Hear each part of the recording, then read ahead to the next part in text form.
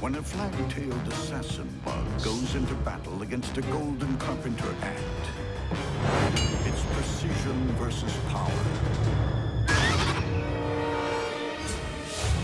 In the bug world, there is no shortage of bizarre-looking creatures.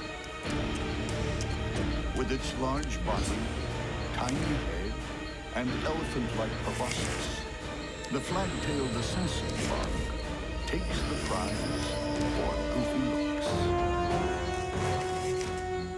Like red flags, colorful tails protrude from the assassin bug's rear end.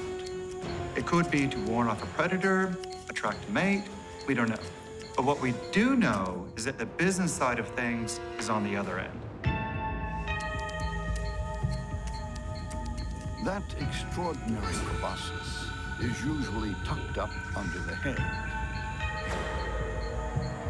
But ignore it at your peril. It's rapier sharp. This bug is a methodical murderer. This is a very stealthy hunter. It stalks its prey very softly and smoothly, controlling every movement precisely. Bulging compound eyes register the slightest movement. Thick pipe cleaner legs bristle with sensory hairs. Twin claws are like grappling hooks for climbing. Antennae aren't just sensors. They're part of the arsenal. She would do well to prime her weapons. Nearby, a sworn enemy is on the prowl, shining like a Christmas decoration. A female golden carpenter ant forages for food. They're called carpenter ants because they dig burrows into decaying trees or soft trees, and they're basically just using their jaws to gnaw their way in. Tough serrated mandibles are not just woodworking tools. They're vicious weapons, enough for even a solitary ant to take on much larger spiders and scorpions. These guys can be really nasty. They go in, they bite another animal, and then they curl their abdomen around and spray formic acid into the wound. It's corrosive, it causes burns. Formic acid is something that everything wants to stay away from. But what happens when the golden pit bull tries to take down the bizarre assassin?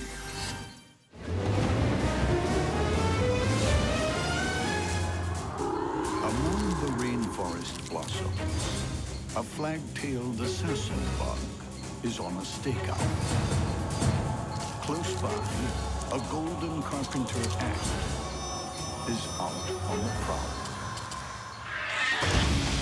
The flag-tailed assassin bug will use its proboscis to inject toxic saliva and flesh-melting digestive juices.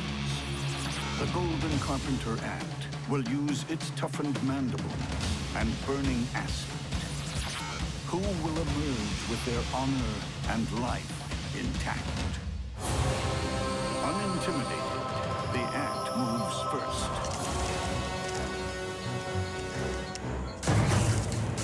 But the assassin is ready.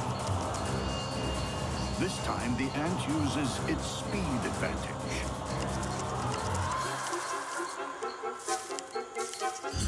But it's not quick enough. The probing proboscis finds its mark.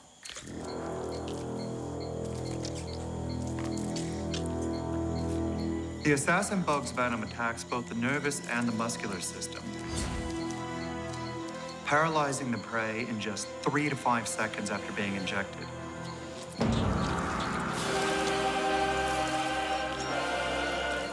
The proboscis then switches from syringe to drinking straw.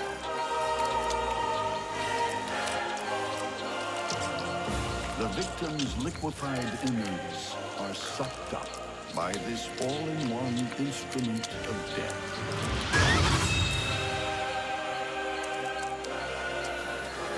It's been a red letter day for the flagtail. No mess, No fuss. Everything you'd expect from an experienced assassin. When a dragonfly nymph and a water bug bump heads, one of them will be sleeping with the fishes.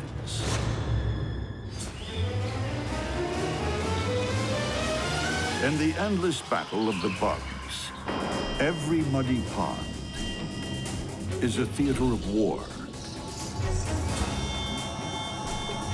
Hungry submariners sit and wait. With its camouflaged body and ravenous appetite, the dragonfly nymph, or mud-eye, is a skilled ambush hunter. The mud-eye is an aquatic monster. If aliens came to Earth and this is the first animal that they met, they'd probably go back to their own planet in fear. One day, the mud-eye will become a winged dragonfly, hovering above the pond, but not yet. At this point, flight is still a long way off for the mud-eye. It has to survive the first 90 to 95% of its life in the water. Until then, the mud-eye sits motionless in the mud and gravel, waiting for the right moment to pounce.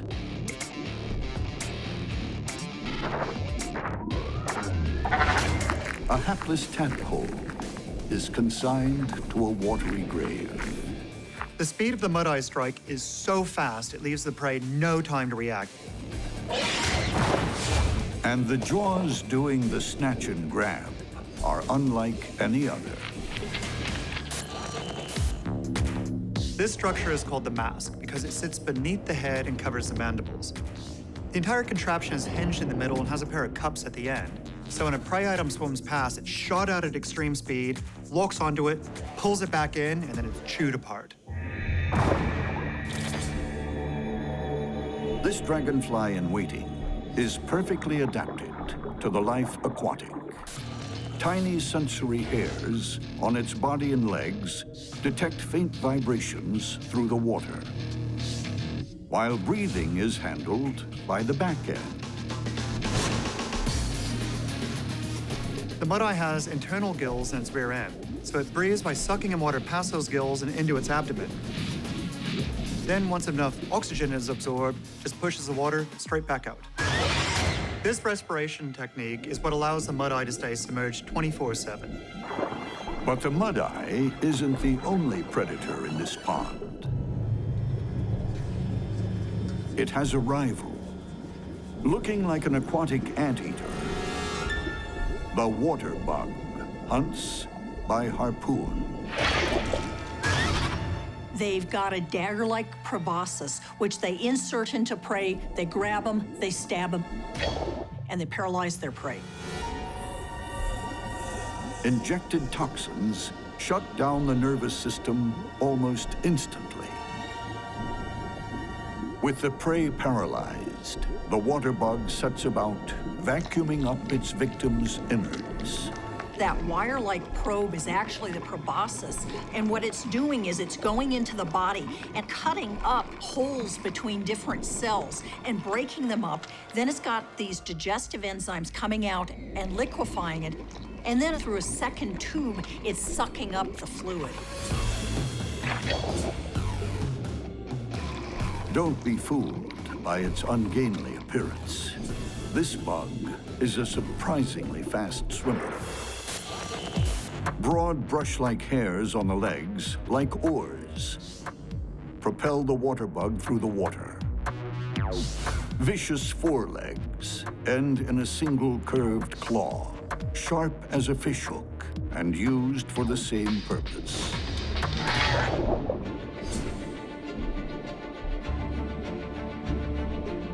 Like the mud-eye, the water bug also breathes through its backside. But with no gills, it must surface for air. He's got a number of specialized hairs on his abdomen, and what these hairs do is they trap air bubbles that allow him to be submerged and breathe underwater for some short period of time. In this small, well-populated pond, these two killers are bound to run into each other. What happens when the masked murderer takes on the serial stabber? In a murky rainforest pond, a mud-eye is poised to ambush its next victim. But its arch nemesis, a water bug, is also on the hunt. The mud-eye grabs its prey with unique extendable jaws, then tears it apart with sharp mandibles. The water bug uses its proboscis to inject paralyzing toxins and digestive juices, then sucks up the liquefied flesh. The enemies face off in the gloom.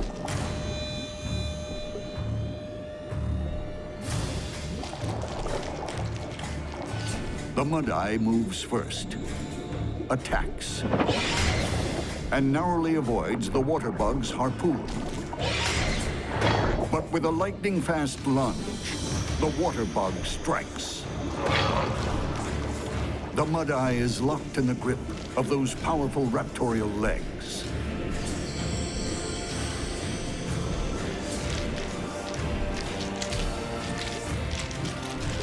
The water bug's lethal proboscis pierces its target. Toxins flood the mud-eye's body, sending its nervous system into instant meltdown. Right now, the mud-eye must feel like he's stuck in an iron lung. He's not dead yet, but he's totally paralyzed, completely unable to escape.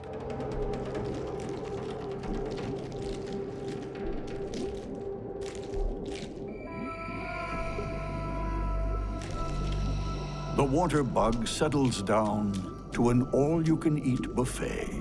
Barbed stylets rake through soft tissue, while digestive enzymes turn the mud-eye's insides into mush. So the mud-eye has been grabbed, stabbed, and dissolved. It's a gruesome bug microsurgery. And so another potential dragonfly sinks without trace, never to feel the wind beneath its wings. When an army of green ants marches against a swarm of paper wasps, it's a battle worthy of the big screen.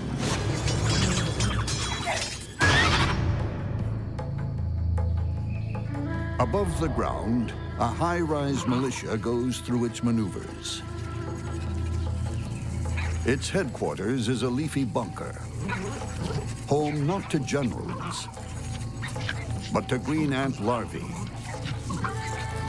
who could one day become soldiers in an ever-expanding army.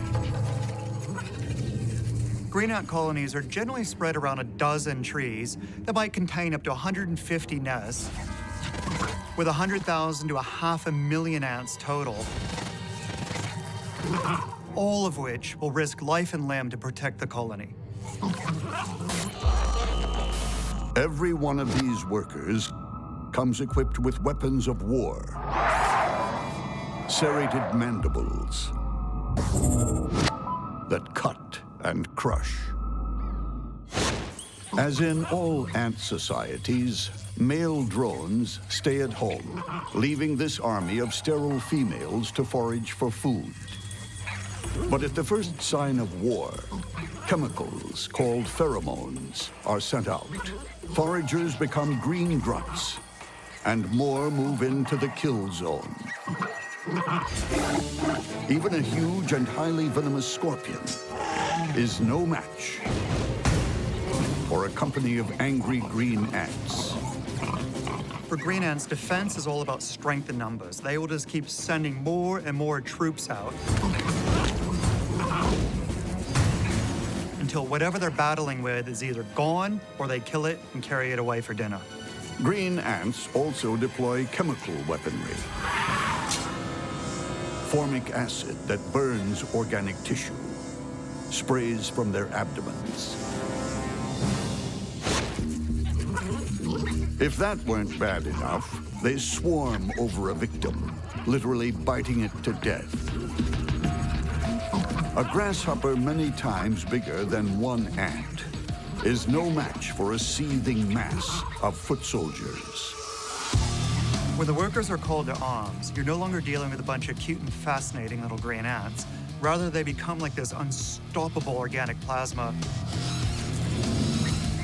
that can deter any predator, whether it's coming from the ground or the air. Victims become helpless marionettes, dancing to the tune of a swarm of single-minded puppeteers.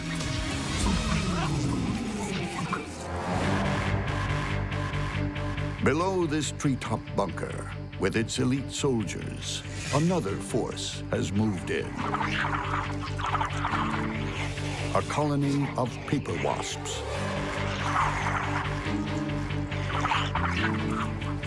In a skirmish, they use their aerial maneuverability like a weapon.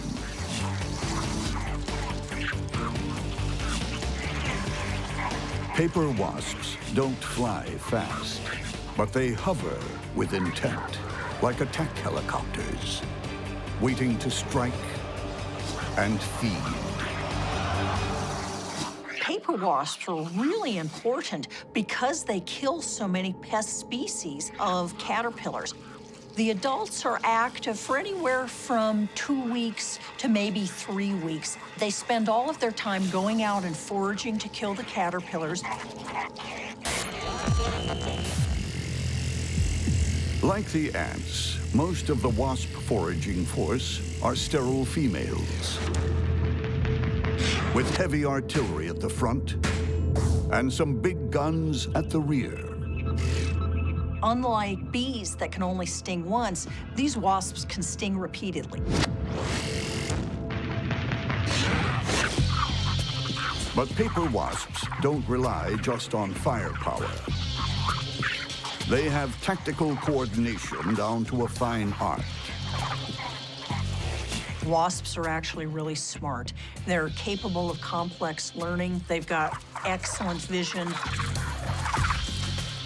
Like green ants, adult paper wasps hunt and kill only to feed their larvae. Their own survival depends on it. Wasps feed the larvae with captured caterpillars. In turn, the larvae produce nutrient-rich saliva that's fed back to the adults. Life goes on in the paper wasp nest and the green ant colony. It's live and let live. But nature is fickle. One unfortunate windstorm can smash one bug civilization up against another without warning. This is two insect civilizations at war. And no matter who wins, both sides are going to suffer massive losses. In the rainforest, it's the calm before the storm. But as the weather worsens, a tree branch, home to a green ant colony, is flung against a paper wasp nest. War is declared. Wasps mobilize their airborne troops. Gangs of green ants swarm over individual wasps. Green ants have a major tactical advantage here because they can team up very efficiently against an individual wasp, but the wasps can't work together against an individual ant. The ants lay pheromone trails and shake their bodies to communicate and coordinate their attack. Without the ants' superior teamwork, the wasps are at a disadvantage. But one-on-one, a larger wasp overpowers a single ant. Some are thrown to the ground, others killed instantly. But in ant battle tactics, strength lies in numbers.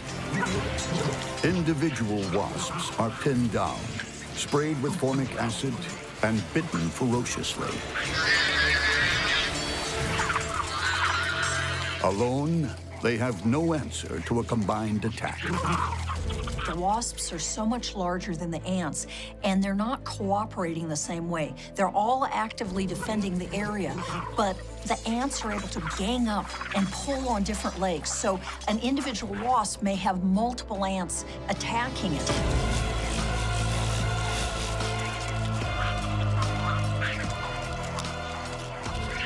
A raiding party of green ants bursts into the paper wasp nursery.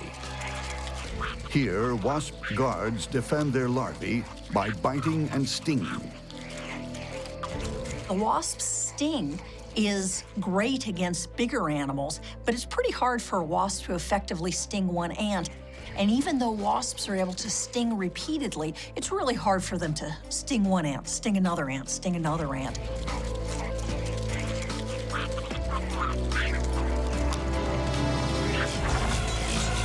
The green ants may have the upper hand, but now the wasps retaliate.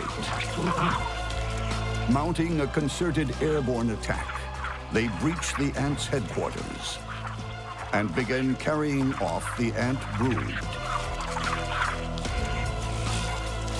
More and more wasps overwhelm the ant's nest. It's a mass attack. Under the onslaught, green ants scurry to save their young. It's carnage.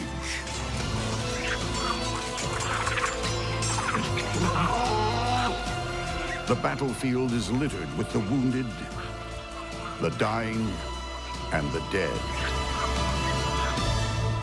All either colony can do is pick up the pieces and start over again. The wasps' superior airborne maneuverability and their preemptive strike on the ant's nest tips the balance. They overcome their assailants, but at enormous cost. Defeated, the green ants sound the retreat. Their bunker is torn apart. They scramble to salvage the surviving larvae. In a bug war of this magnitude, the refugees have no choice but to escape with their young, to start a new life in another part of the forest. When a hard-shelled freshwater crab and a slimy tiger leech bump heads, there are no soft options.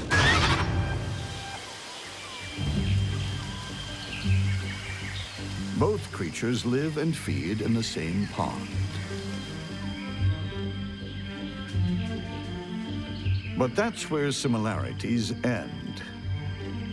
Both have the will and the weaponry to fight to the finish.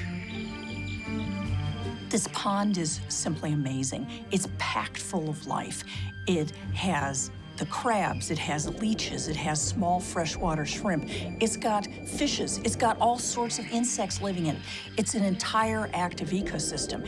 And one of the issues with this sort of a gorgeous little ecosystem is that everyone in this pond runs the constant risk of becoming someone else's dinner. The freshwater crab is a shameless scavenger, feeding on the recently dead or anything too weak to fight. They'll eat small fish, they'll eat small invertebrates, they'll eat other small crustaceans, they'll eat a little bit of plant material, they'll eat essentially anything that they can get.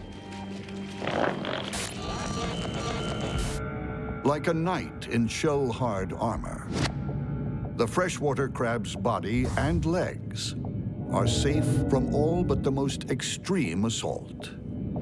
Even her eyes retract on stalks.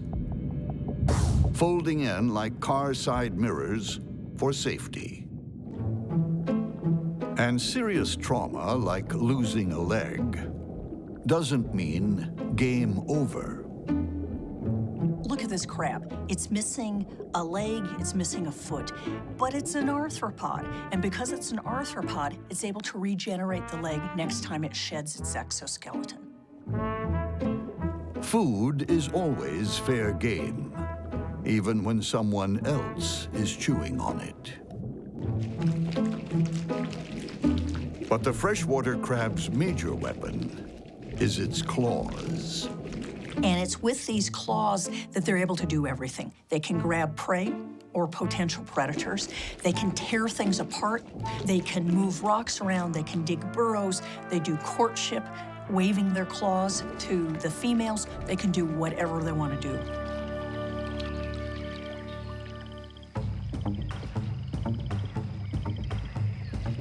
When it comes to defense, crabs are the tanks of the underwater world. Crabs have a number of defensive options. One is that they've got these really strong, relatively powerful claws. In addition, they're covered with a very hard exoskeleton. They move quite well and can be relatively fast, zipping out of the way.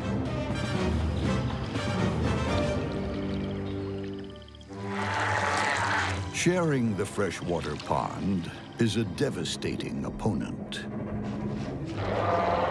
The tiger leech. It doesn't feed on the dead. It sucks life from the living. The tiger leech is an aquatic vampire that actively seeks out its victims. But instead of using fangs, it has 3 jaws that it makes a Y-shaped incision and then sucks the life out of them. The leech breathes through the walls of its body by means of gas exchange, so as long as the water is well oxygenated, it can stay submerged for as long as it likes. These guys are very capable swimmers. They're like an eel crossed with a slinky, and once they latch on, the anaconda in them comes out. They really are little monsters. Tiger leeches are relentless. The posterior sucker attaches to their victims with an almost unbreakable grip. Up at the head, the anterior sucker does the real damage. It's all mouth, with tiny razor-sharp jaws. Once they bite a prey, they hold on with a combination of suction and mucus. They also inject an anti-clotting enzyme to keep the wound from closing up and slowing down their feeding. Contrary to popular belief, not all leeches are bloodsuckers. Some extract a whole range of bodily fluids. Leeches can ingest several times their body weight while feeding off another creature. While this might not be dangerous for a larger animal, for a smaller one, this is lethal, but slow enough that they're fully aware of what's going on. If an opponent goes on the attack, the tiger leech has a truly bizarre way of defending itself. The tiger leech's best defense is its slime. Its body is actually very difficult for another creature to get a hold of because the mucus it extrudes makes it a very slippery customer. That's bad news for the tiny freshwater crab. But it does have the weapons to fight back. Tiger leeches are a tough competitor for these crabs. The leeches are strong and muscular. They're kind of slimy. They're able to move around pretty well. However, if the crab is able to grab it with its claw, it's perfectly capable of cutting it in half. The problem is that the leeches are relatively hard to grab. This is a soft, squishy creature versus a well-armed, hard-shelled animal. I think the leech is quite capable of bringing the crab down without getting cut to pieces by the claws. When a flesh-sucking leech fights a sharp-clawed crab, one is destined for Davy Jones' locker.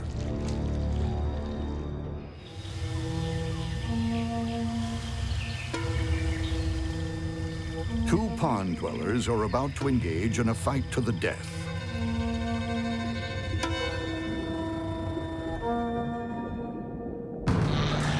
One is a flesh-sucking leech, and the other, a hard-shelled crab. The crab shell is tough, but the leech's jaws and teeth can cut through it like a diamond-tipped saw. That's if the crab doesn't cut the leech in two.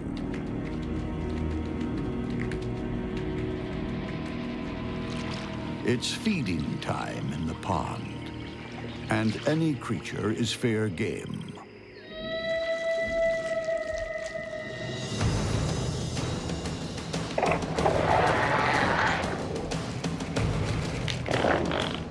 The crab backs off. But the leech is back.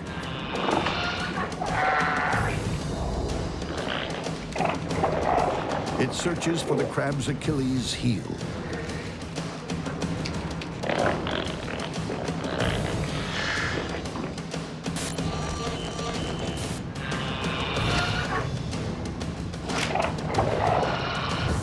And finally finds access to the soft flesh.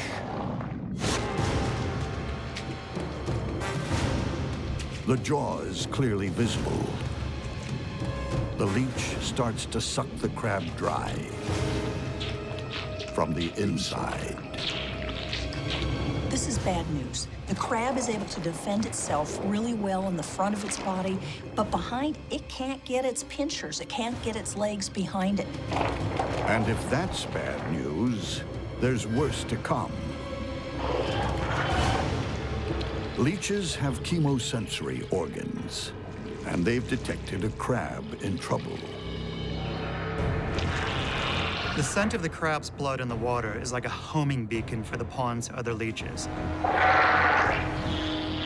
They're gonna do everything they can to join the party, and the more that are on board, the less chance the crab has of fighting free.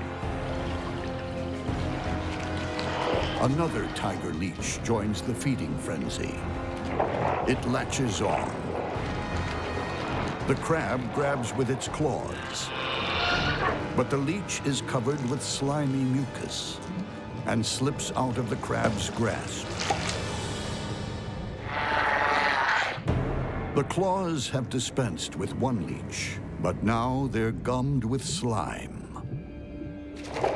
Undisturbed, the remaining leech sucks the life out of the crab. When the tiger leech drilled through the crab's carapace, the crab began losing all its fluids. Emptied of its body fluids, the crab draws its last breath and is consigned to a watery grave.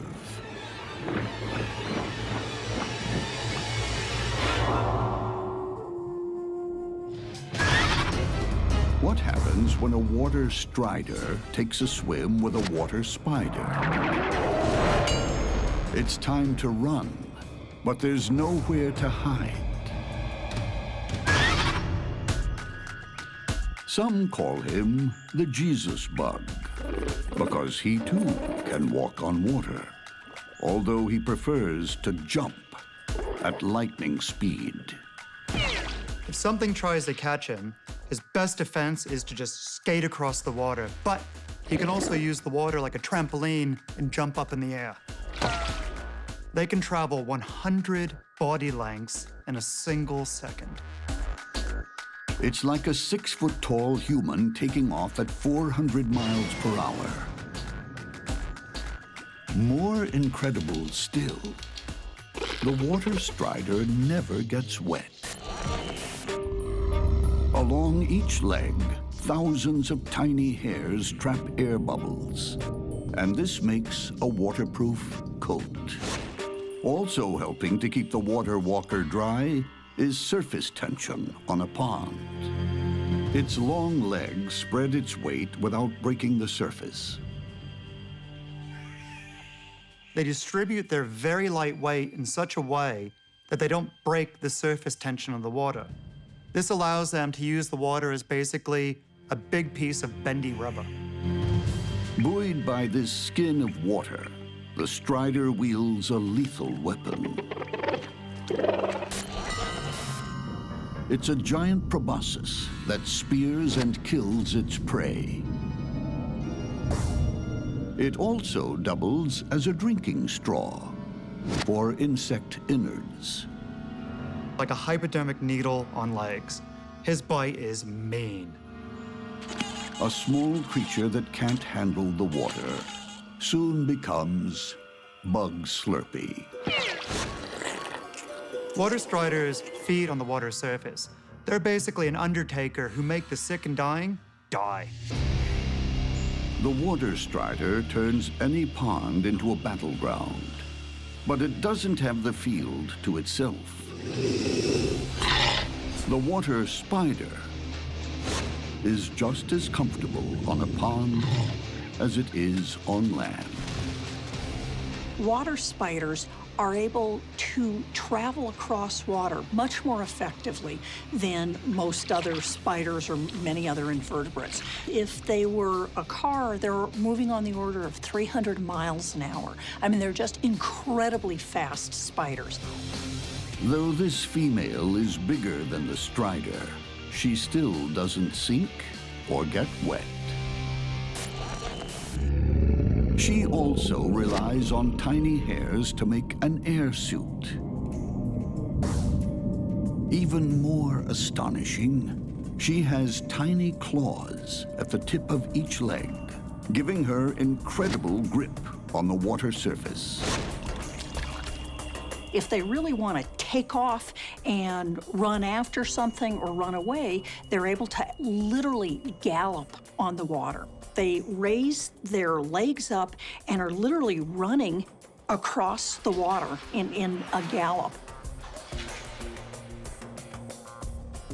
And they have relatively waxy feet and they have long legs, and so they're able to make use of a small dimple of surface tension on the water and walk on the water. They hold their front legs and their back legs out, holding onto the water, and then they use their middle two legs to stride, and the little dimple of water acts like an oar. So literally, they're moving along like this in the water.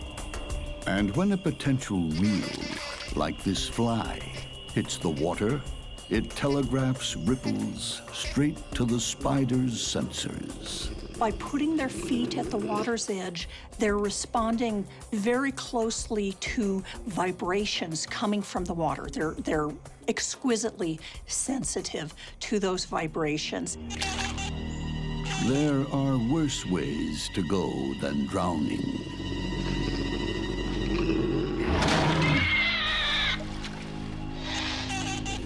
You can be killed and eaten inside out.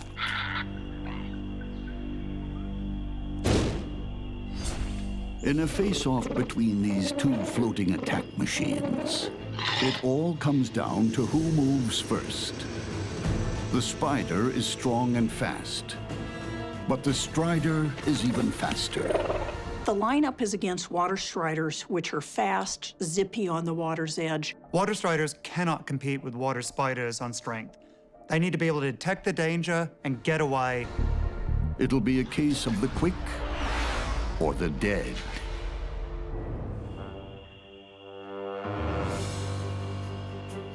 These water striders are drifting around the pond with the wind. At the water's edge, the spider dangles her sensitive feet, picking up the slightest movement. The striders, too, are feeling for vibrations, but they're unaware of the spider hidden against the rock. They tend to be very nicely camouflaged. Often they have coloring that up against rock faces, you just don't see them.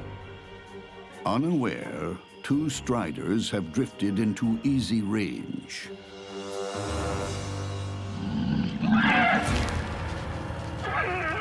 One uses its lightning speed to escape. The other is not so lucky. Deadly venom shoots into the strider. It will never know what happened. The fangs are used to squish the prey up to some extent. It is simultaneously regurgitating digestive enzymes. So what they're basically doing is they're dissolving the prey, turning it into a protein milkshake, and then sucking it down. The strider is turned to liquid. The water strider was in the wrong place at the wrong time to mess with a water spider. In bug water world, no one gets wet, but you can become a drink.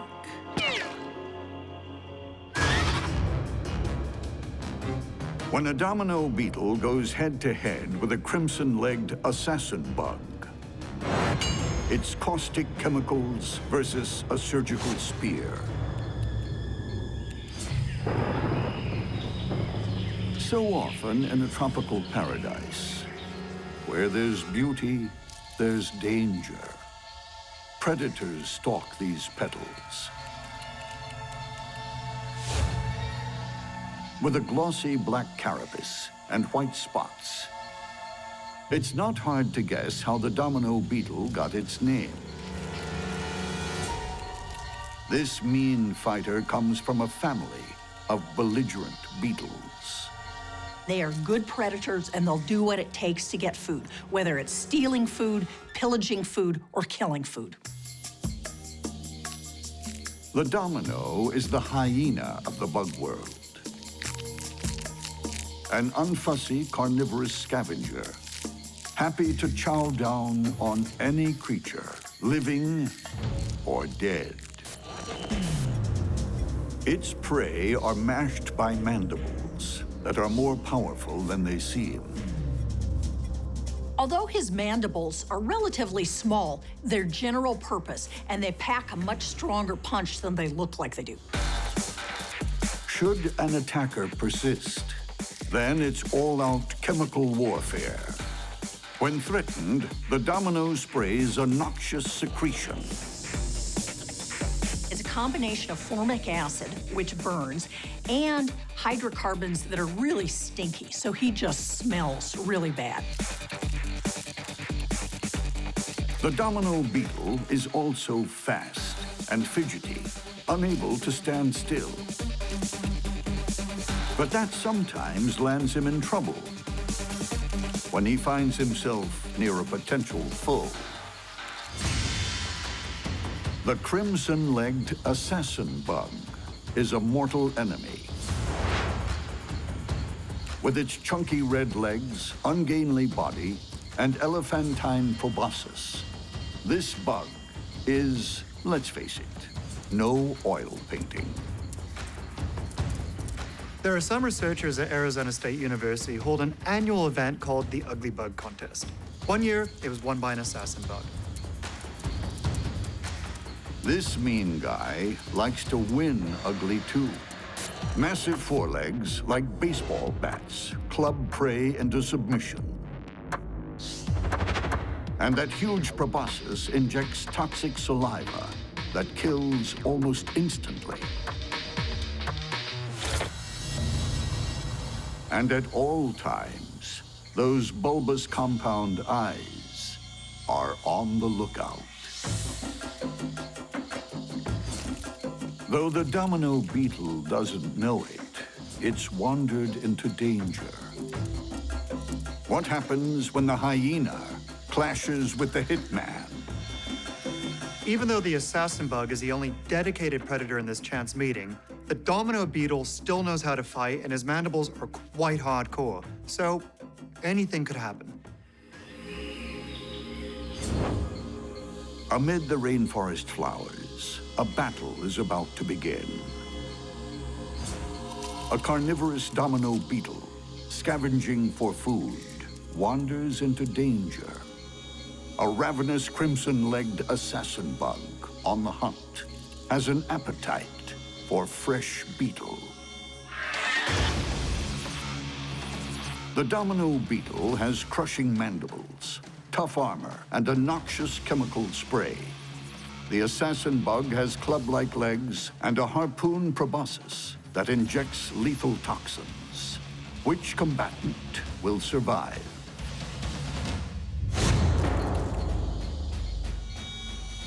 The hyperactive Domino beetle has stumbled into trouble. Its movement has attracted the assassin. At the last moment, the Domino sidesteps a deadly blow. This Domino beetle ought to avoid that assassin bug, but it's such a hyperactive animal, I don't think it's going to back off. The Domino returns. This time, the assassin makes the first move and gets a nasty surprise.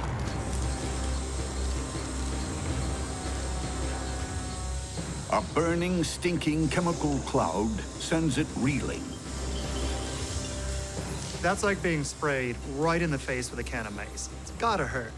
But it doesn't mean that he's given up on turning that beetle into lunch. The beetle's bought itself a little time.